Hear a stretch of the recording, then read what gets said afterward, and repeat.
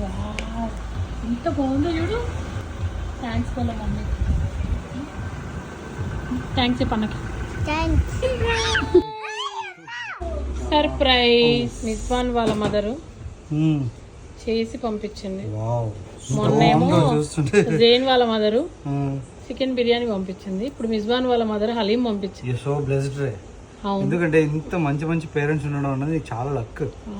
అసలు ఎంత ప్రేమతో చేసి పంపించారు. గౌరవం, రెస్పెక్ట్ చాలా నాకు ప్రేమతోటి. బాగుంది, చాలా బాగుంది కదా. తనకి ఇంకా అసలు హెల్త్ బాగాలేదు పాపం. అయ్యో ఎందుకు మరి? అయినా చేసింది నా గురించి, అందుకని చేసి నువ్వు కూడా సంథింగ్ అవుతుంది.